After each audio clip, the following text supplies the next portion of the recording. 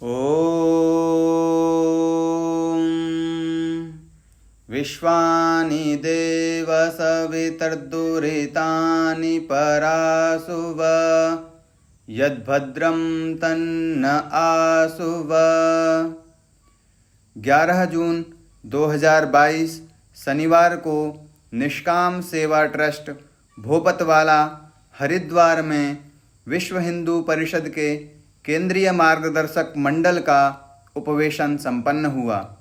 इसमें पूज्य स्वामी विवेकानंद सरस्वती जी महाराज कुलाधिपति गुरुकुल प्रभात आश्रम का कुटुंब संरक्षण एवं परिपालन विषय पर उद्बोधन हुआ। राष्ट्र प्रेमी सज्जनों के हितार्थ वह उद्बोधन यहाँ प्रस्तुत है।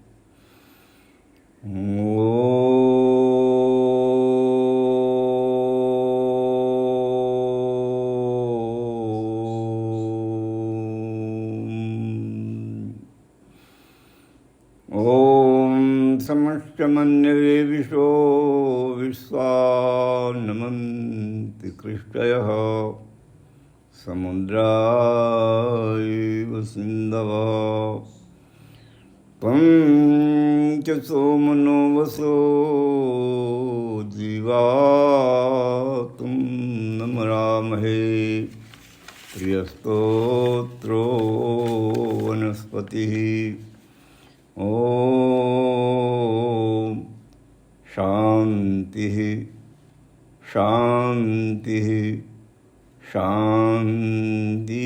ओम श्रद्धेय आचार्य वृंद, वैदिक संस्कृति के उद्धार के लिए बद्ध परिकर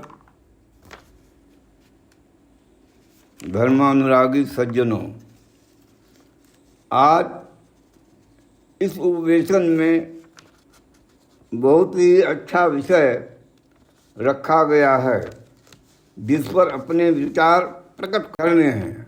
आज का विषय है कुटुंब संरक्षण और परिपालन। कुटुंब शब्द को देखते ही मेरा ध्यान प्राचीन आचार्यों की ओर गया कि वे कुटुंब शब्द का क्या अर्थ करते हैं। शब्द कल्पद्रुम में आचार्य कुटुंब शब्द की निरुक्ति करते हैं।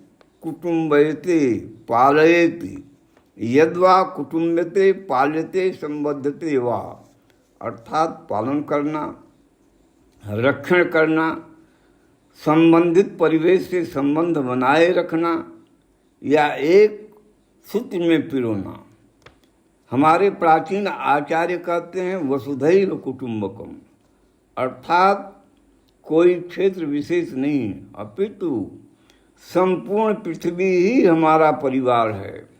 सारी भूमि ही हमारी वसुधा हमारा परिवार है। यदि परिवार है तो परिवार के सदृश ही भरण पोषण, सद्व्यवहार, आत्मीयतापूर्ण क्रियाकलाप उसके साथ होना चाहिए।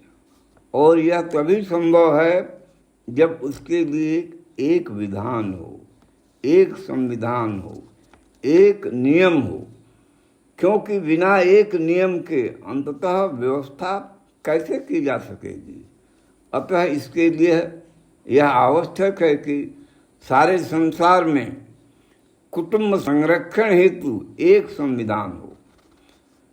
आज यहाँ जो समान नागरिकता कानून की चर्चा चल रही है, मैं इसी भाव को दूसरे शब्दों में कहता हूँ कि विषमतापूर्ण कानून समाप्त हो। किसी वर्ग, धर्म, समुदाय के लिए कोई पृथक संविधान नहीं हो। भारत के संविधान में भी यही बात उल्लिखित है। उसकी मूल भावनाएं यहाँ पर उल्लिखित है। धर्म, जाति, वर्ग के आधार पर किसी को कोई संरक्षण या विशेष अधिकार न दिया जाए। यदि विषमतापूर्ण कानून समाप्त हो जाता है तो सबके साथ न्यायपूर्ण व्यवहार होगा। यह विषमतापूर्ण कानून समाप्त होना सभी समस्याओं का समाधान कारक होगा। इस विषय में मैं आपको एक कहानी सुनाता हूँ। एक पिता अपनी लड़की से मिलने के लिए उसके घर गए। ससुराल वालों ने लड़की के पिता से कहना प्रारंभ किया कि आपकी लड़की बहुत चटोरी है, यह दूध पी जाती है, घी खा जाती है, मक्खन खा जाती है, दही खा जाती है, मलाई खा जाती है और पनीर खा जाती है और पता नहीं क्या क्या चीज़ें खा जाती है। पिता यह सुनकर बड़े चिंतित हुए। उन्होंने लड़की के ससुराल वालों से कहा कि हमारी लड़की बहुत भोली है, बहुत सीधी है, उसको खाना ही नहीं आता, क्योंकि यदि वह प्रारंभ में ही दूध पी जाती तो मुझे एक दूध पीने का ही उपारंभ मिलता, दूध से बनी अन्य वस्तुओं के खाने का उपारंभ नहीं मिलता। अतः इस व्यसन में मेरा तो यही विचार है कि समस्त संत समाज एक मत से समान नागरिक संहिता लागू कराने का उद्घोष करे, जिससे हमारी संपूर्ण समस्याएं दूर हो जाएंगी। संस्कृत में कहा भी गया है, सर्वे पदा हस्तपदे निमग्नाः, अर्थात हाथी के पैर में सभी के पैर समा जाते हैं।